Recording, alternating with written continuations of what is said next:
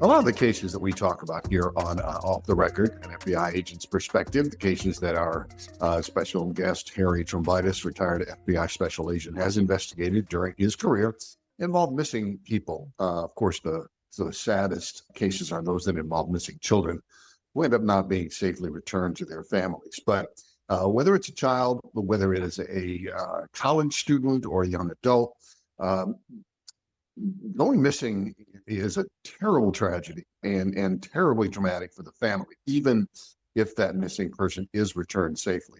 We're going to talk about keeping kids, especially we're going to say older kids, let's say middle school on up through college, and some of that will apply actually to young adults as well.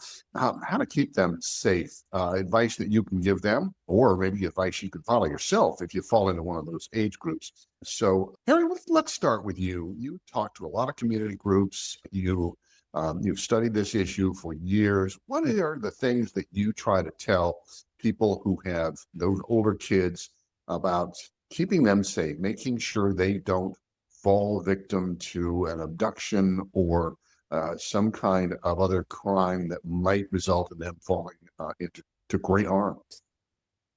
Yeah, thanks, Clark. When I was thinking about this topic, I thought about really some tips that I would suggest for college age students, older teens to college age, and I think they kind of apply to both groups. One of the first things that I would recommend is that you keep your head on a swivel and you don't bury your head into your phone. So many times we see these funny videos where, somebody is so fixated on their phone, they'll walk into a pole or they'll walk into a fountain, and fall in, or, and that's when you can't let your phone go for just when you're out walking around there, you have a problem. And quite honestly, if you're, let's say, on a college campus and, you're walking and it's dark at night and you're trying to walk from one location to another and you've got your head buried in your phone, you're not seeing the dangers around you and potential dangers that you can avoid if you just keep your head up and keep paying attention to what your surroundings are like. So, do you have that phone with you just in case? But don't be on it. I thought of you the other night, Harry. I went for a night walk in a well-lit area, but I was like, I need that phone just in case. I'm not going to be on it, but I'm going to bring that phone with me. Absolutely. We're not talking about leaving the phone at home. I mean, that's there for you to call 911 or call somebody if you need to. I'm talking about in general when, you're walking around, you're going from one point to another, or you're just out for a walk, keep your head on a swivel, look around. So many dangers can be avoided by just paying attention to your surroundings. So, but definitely have that phone with you. I'm not saying keep it at home. I'm saying have the phone with you, but don't sit there and stare at it the whole time while you're walking. Another common sense kind of thing is don't walk alone at night. Especially on college campuses, there's always friends around if you're going to a party or going to a bar or restaurant, you can find somebody to walk with.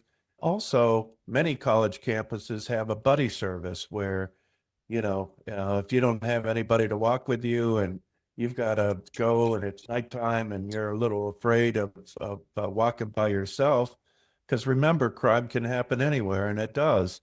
Contact the school's buddy service and have somebody escort you to where you're going. Again, it's just common sense for you not to walk alone.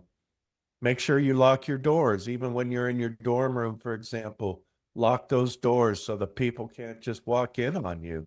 Lock up your bikes. Again, if you're not locking it up, your bike is going to become somebody else's bike. And same thing with your vehicles. It never ceases to amaze me how many people, leave packages or leave the car doors unlocked, and then they're shocked that somebody entered their vehicle and took things or tried to steal your car. So I've lost so much loose change that way. Really? Loose change? Yes. Forgetting to lock Leaving my your car. car unlocked? Yeah, Oh, for God's sakes. I know. Clark. I know. You Do as I get say, not as I do. you get a demerit. You need to lock your doors, Clark. I have to turn in my off-the-record coffee mug. Oh my God, have mercy. So disappointed, Clark. You've made I'm Harry sorry. speechless. He doesn't I know. even know where to go from there. Jessica, maybe we should reconsider having Clark part of this. I don't know. Man, I'm watch my safety tips with you. Yeah, babe, Clark, you're not alone. Unfortunately, so many people leave their vehicles unlocked, and it's you're just inviting an issue. Again, I encourage you to lock it. Keep a small amount of cash available on yourself. So let's say you're out and you have an issue or a problem. Have a little bit of cash with you. It doesn't have to be a lot, but you may need to call somebody. You may need to purchase something, and it's good to have a small amount of cash on you in order to make those emergency purchases. Certainly a credit card would be good, but try not to carry a debit card, because if somebody gets a hold of that debit card, that takes money out of your account immediately. And Hard to get back. yeah, it can't, very difficult to get back, if at all. So always try to use a credit card when making purchases, and that. Know the locations of the campus emergency alert system. I know a lot of campuses, for example, like at Ohio State and some of the others, they have emergency phones spread out throughout the campus, and usually they're lit up by a blue light, so that they're readily visible to students as they walk around. So if there's an issue or a problem, you see a crime, or you feel threatened by somebody, get to that phone and pick it up. You don't even have to dial anything. It automatically rings to the police dispatch. And when let's say somebody was following you with bad intent, when they see you pick up the phone and you're on the phone with the police, they're not going to hang around. They're going to get away. So make sure you're familiar where the emergency alert systems are. Learn the geographic layout of your campus. Note key buildings and streets. I think every student should take time when they first arrive on campus, is to get to know some of the key buildings on your campus and the street names and the directions that those streets run. It's very important for you to be able to call in an emergency knowing, having some landmark by you. I'm by Decker Hall, or I'm by the Student Union, or I'm on North High Street, at Lane Avenue, for example. Those are all important things to give the police some idea where you are. If you're on a campus like Ohio State, as big as it is, and you say, I'm on campus, I mean, the police would look for hours before they probably find where you were. So just make sure you know, again, the layout of your campus and the streets. When you go to a party, and again, we all know college students like to go to parties, and that I did, and I'm sure you guys did when you were a student at a college. Never stay at a party where you get so intoxicated that you have no control over yourself, or people could take advantage of you. Try to leave before you get to that point. Go home with a trusted friend, have them walk you home, or again, call the campus escort service to walk you back to your dorm. Never stay at a place and get so, excuse the terminology, shit-faced, that you have no recollection of where you are or what you're doing. Make sure, again, that when your friends leave a party, go with them. Don't ever stay at a party by yourself where you don't, especially if you don't know people. You might be having a good time, but once your friends leave, there's really nobody there that you can trust, that can take care of you, make sure you get home.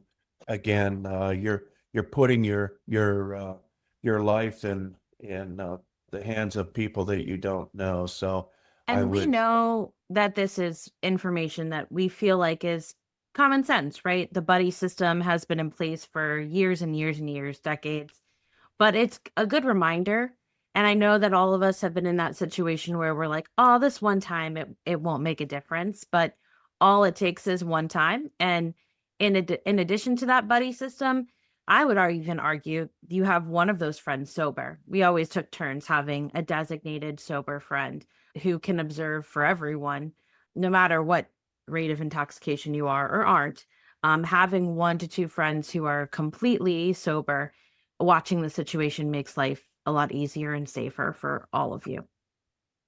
Yeah, absolutely. And along this line, if you're at a party and you're drinking and you put your drink down to go to the restroom, for example, it's very easy for somebody to put something in your drink that will have an effect on you and basically render you helpless.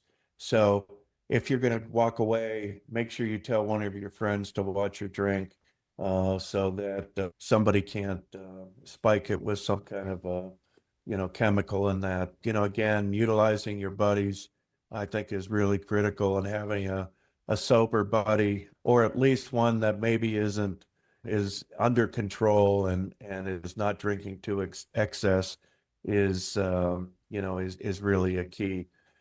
Keep your emergency contacts in your phone in case you need to call on somebody, be it a roommate, be it a family member, a trusted friend.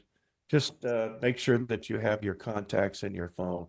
Harry, how should yeah. they label those contacts? Like, is there a way for law enforcement, if I'm going through someone's phone, like, how do you know who my emergency contact is? How should I save that? Well, there's a setting in my iPhone, and I'm sure other people's phones, that you can mark somebody as an emergency contact, and it actually highlights in red. So if law enforcement looks at your phone and it's your contacts, if they scroll through some of the contacts and that, your emergency contacts will show up in red, or at least there'll be some kind of a red exclamation point that says emergency contact. You can also put your medical information in your phone too. I mean, not all medical information, but if you do have like a life-threatening medical condition, that's something that you should alert and put in your phone too for paramedics and the law enforcement if in the event anything were to happen. Yeah, blood types and things like that.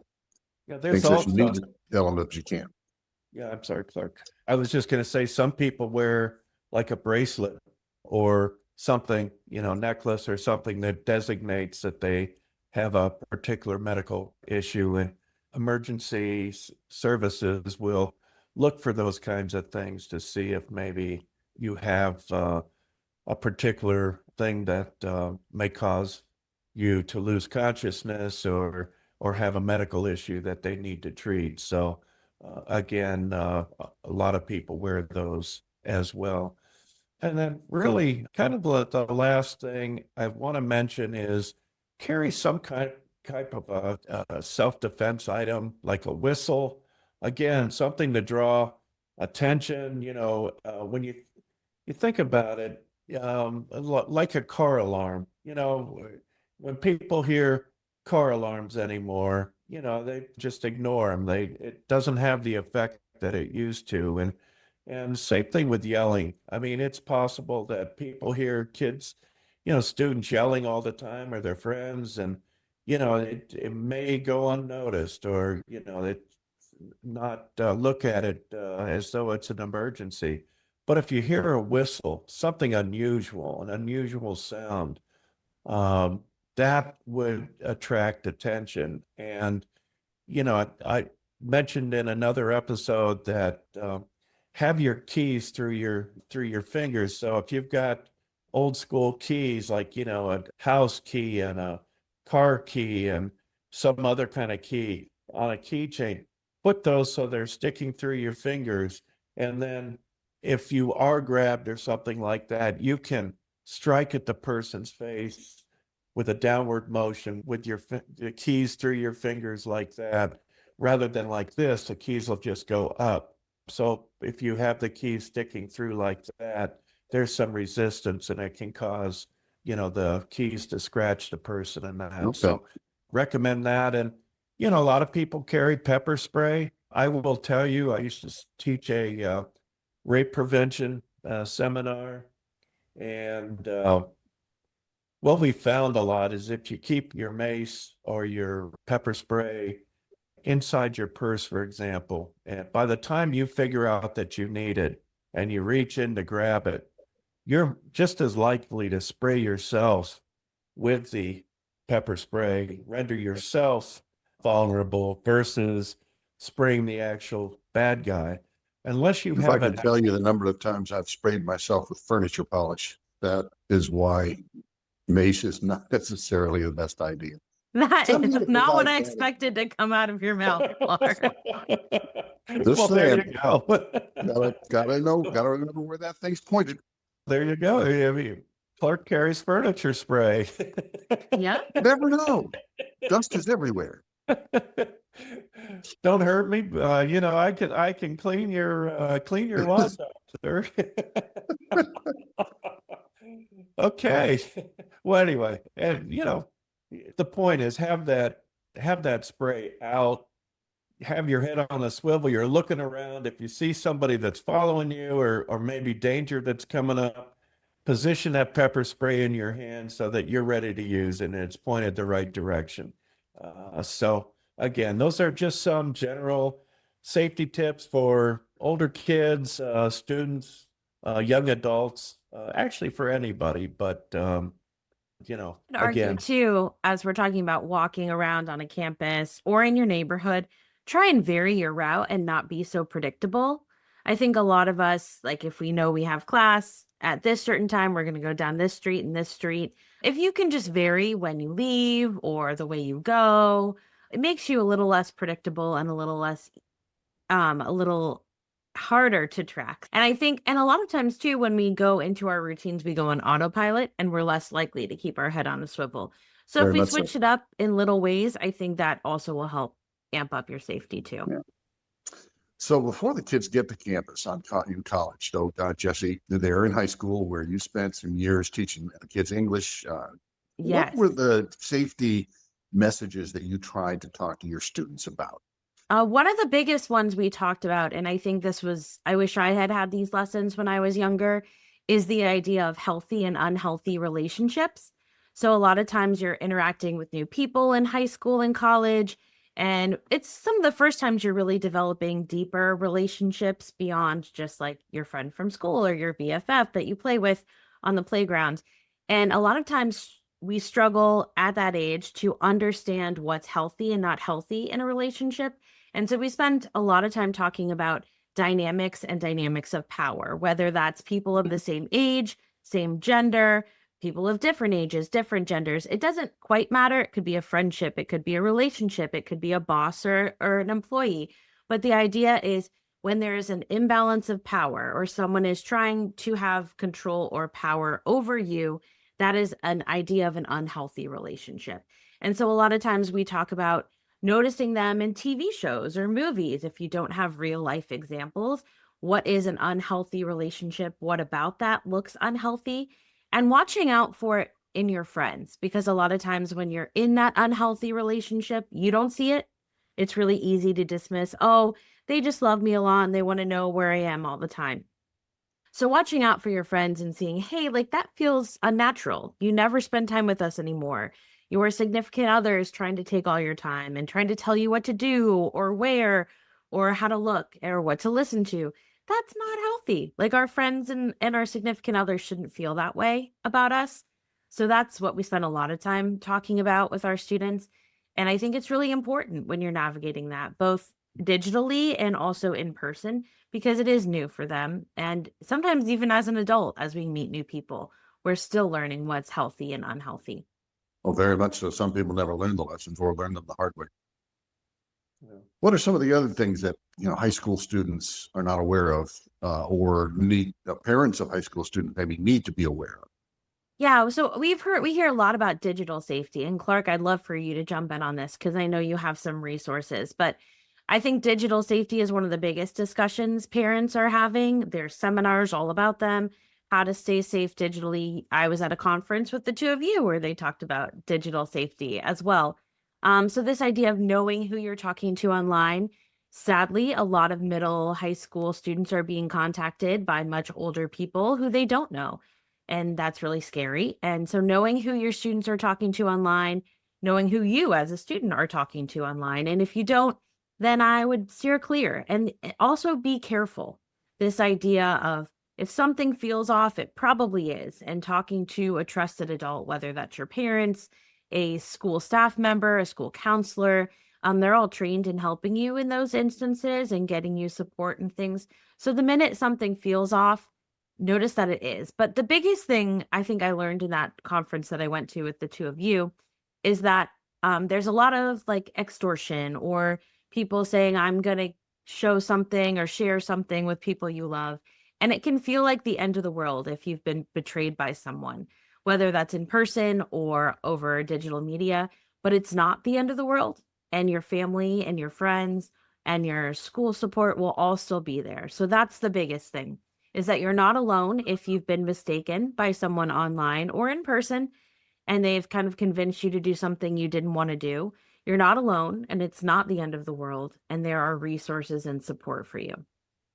And, we've talked about this in terms, in connection with, the holidays, and that is, be careful when shopping online. If you're a middle school student or a high school student, mom and dad have got you a credit card and you know how to get to Amazon, which any 4-year-old can do. Watch yourself, be very careful shopping online, because you can give that card number to the wrong person and all of a sudden, as Harry mentioned, your money's gone. So be careful. And be careful too when you're taking photos and locations that you're in, post them later, not where you are currently. And also keep in mind what you're wearing. For example, like Clark and I right now are wearing things that are fairly basic, but are there anything around us in our photos that would signify to you where we are, where we go to school? Harry's got an emblem right there. And so people can find little things, whether it's a picture on your bulletin board or a picture of you and your friend, or if you're wearing your high school or college hoodie. Those are identifying factors that I think a lot of times people don't realize. It's just how we look in our everyday life, which is true, but be careful about what is more identifying than other things. Yeah, and social media is, we're still talking about the dangers of social media, how it can be abused, how it can be used to bully, how it can be used to extort, as you mentioned. Be more cautious about the friends you have on social media and how they're treating you as you are with the friends in real life.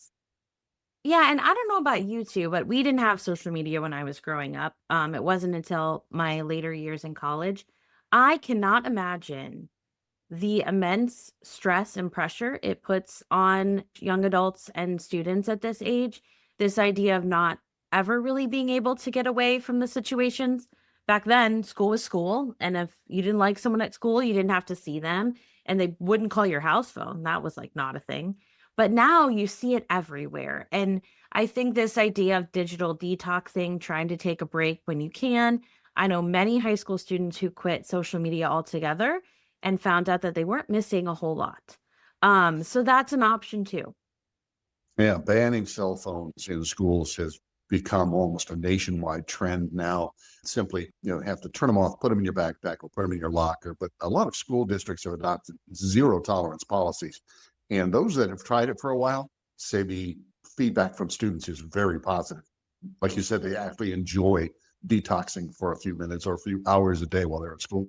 Harry, and we all need help with it. It's not just students. I struggle to do a digital detox. I keep going back to my phone for something I need. So know that it's all of us that need help and support with this. It's not just you. You're not the only one that's struggling with it. Everyone kind of struggles with this idea. And you mentioned, extra resources. I wanted to talk a little bit about where you can go to find out more about these, particularly if you're a parent. And wherever you are, your municipality, your state or province, your country, whether you're here in the U.S. or overseas, somewhere there is a law enforcement agency or a government agency that will provide you with some safety tips that you can look up that are going to be relevant and germane to your location. But let me talk to you about one of the most important or most useful resources that we have here in the United States, and that's the National Center for Missing and Exploited Children. It's part of the Department of Justice, and it has a wealth of information about how to keep kids safe from being abducted, but also how to handle the situation when a child goes missing, even if they have run away. So go to their website. It's missingkids.org. Particularly useful is if you click on Our Work, you'll get to a list of things. Click on the publications, and then just start looking at all the information that NCMEC provides to families. There's a lot there for law enforcement, which might be interesting for you to read, but there are a lot of things that pertain to safety for kids, and not just, as I said, not just abduction prevention, but also what to do in the case of an endangered runaway. How you can handle that, how to contact law enforcement to help you find it. Information about sex trafficking, which is a huge problem and leads to a lot of very tragic circumstances. If you're the parent of an autistic child or a child on the autism spectrum, there are things you might not know or need to find out about that. But when kids get into middle school and high school, that's their first real experience with really independence. There are things that they are going to come in contact with as middle schoolers and high schoolers they haven't had to before and don't know their way around. It's things like cell phones, things like credit cards, things like money. How much cash should you carry? They may be driving or riding, with people for the first time. These are things that a law enforcement agency in your state or your city can help you find out safety information about, and how to interact with the police. And that is a deep subject and a very complex one. But as Harry, you mentioned those blue lights that signify a campus safety phone. Law enforcement uses blue lights. It's the term, the blue line. So look for blue lights. Look for blue. That means that there's a law enforcement officer close by. The NCMEC website will offer publications on tips for parents about leaving their kids home alone. Middle school, high school, that's the age where you're going to leave kids home alone. You're going to be letting themselves in when they get home from school. So what do you need to know about? Hopefully by that point in your child's life, they know their name, your name, their phone number, their address, and how to dial 911, just for starters. But don't forget, teach them to lock the door. Family abductions are a problem. If your family has gone through a separation divorce and there is a custody dispute going on, NCMEC not only tells you how to deal with a family abduction situation, navigating the court system, handling all that legally, but they also have several pamphlets on international family abductions. That's not something that everybody runs into, but if your spouse or former spouse or one of the parents of your children comes from another country, is a citizen of another country, they can take that child on a plane. If they've got a passport, take that child to another country, getting that child back. It's extremely difficult and extremely complex. So you might want to educate yourself as a parent about how to prevent that, what to do, and what you should do to prepare yourself should that happen.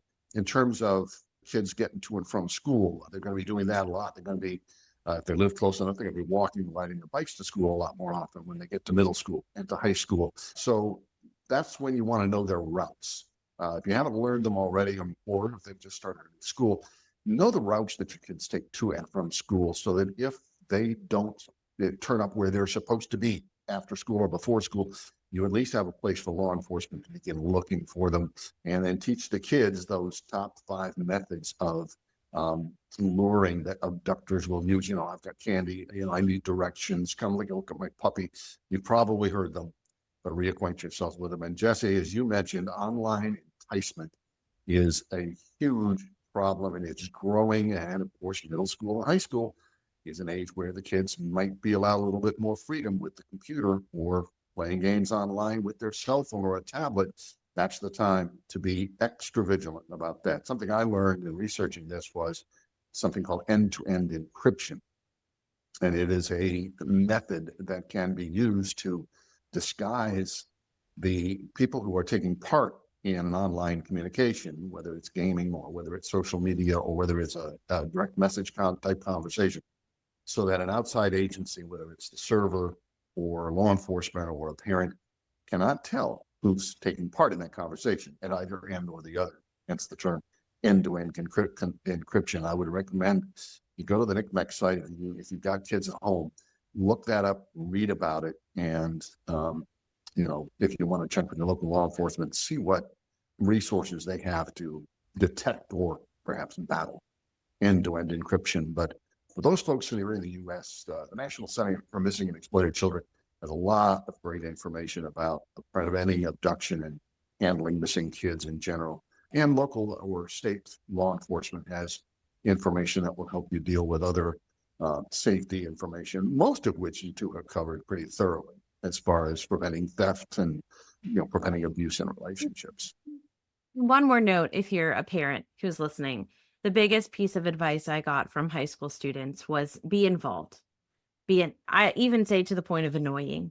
My students that hid stuff from family members felt that they had to. So if you were involved and you had discussions on the regular, whether it's a family dinner or a favorite TV show or a board game night or whatever works for your family, if you are an involved family, they are less likely to hide things from you. Will they hide stuff? Sure. Every kid does. But they feel more comfortable coming and talking to you. And that was the biggest piece of advice that I got from students. Be there, be around, be present, and you're going to see and hear more than not. So Harry, what do you think it was like growing up in the household or having a grandpa who is an FBI agent? Were you more or less likely to know what the kids and the grandkids are up to? That's good. I only knew what I knew, right?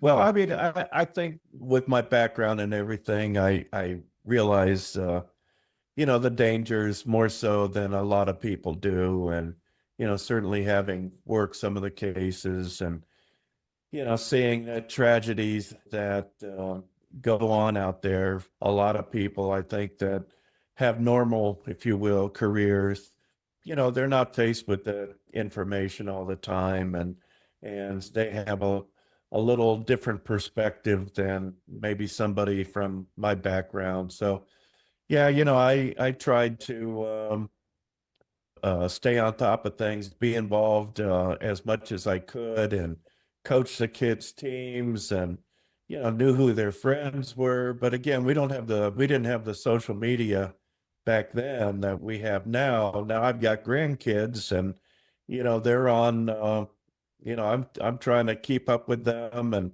trying to keep them occupied so they stay off their phones and their iPads and that, and they enjoy playing the games and everything. And one grandson has he plays a game, and there's other people, strangers, that are playing the game at the same time, and Yep. I worry about that as well. So, and try to make sure that he's playing with his friends and not just a bunch of strangers that he doesn't know.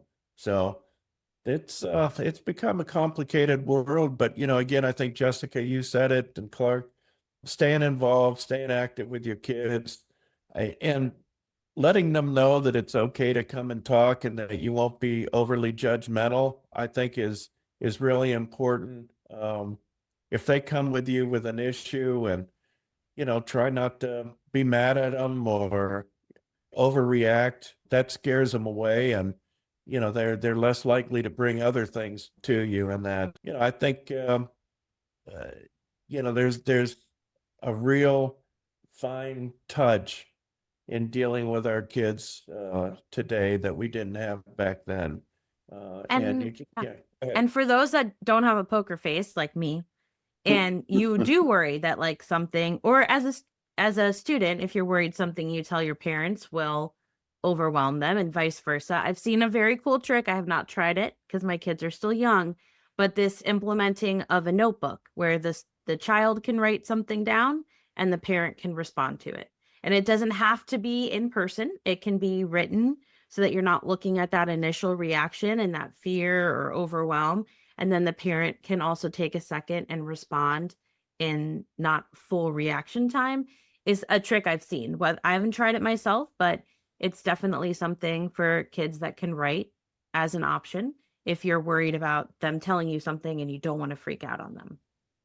And I'll say for the kids, if they're out there listening, whether you're in middle school, high school, or you're in college, and even as an adult, don't forget that there are always safe places to go. And this is a message you can reinforce to your kids as a parent if they're out in the world. No matter what is going on, no matter how bad it seems, Jessie, as you alluded to earlier, there is always someone you can go to who will listen and who will support you. And even if you're an adult, remember, crime victims are not to blame for their victimization. And a lot of people, especially younger people, kind of believe that somehow they played a role in allowing themselves to be victimized. They were scammed. They didn't fight back. They didn't yell for help. Whatever it is, being a victim of a crime is never, ever your fault. It's always the fault of the person who is committing the crime, and you should never be ashamed to talk to a coach, a teacher, a professor, the police, your parents, your grandparents about what has happened to you, because someone is always there to listen. You're never alone. What a great way to end it, Clark. All right. Well, Jessie, where can folks go if they want to subscribe and find out all the supplemental information that goes along with these podcasts? Absolutely. So we're on all your favorite podcast platforms. We're also on social media where you can look at behind the scenes photos as well as photos from our other episodes, because we don't only just cover safety tips, we cover cases throughout Harry's career as well. So you can find them on social media, all your favorite podcast platforms, as well as YouTube too. Jessica Hemmelgarn with me. I'm Clark Donley. And of course, as always, retired FBI Special Agent Harry Trombitas with some great advice. And we hope that you'll join us again next time. Off the Record, an FBI Agent's Perspective is created and hosted by Clark Donley, Harry Trombitas, and Jessie Hemmelgarn. Produced by Jessie Hemmelgarn. Stories in this podcast are inspired by Harry Trombitas' autobiography, Dark Places, about his time in the FBI. Music is called Cruise in the Back and is available on Storyblocks. You can find this podcast on all your favorite podcast platforms, YouTube, and on our website.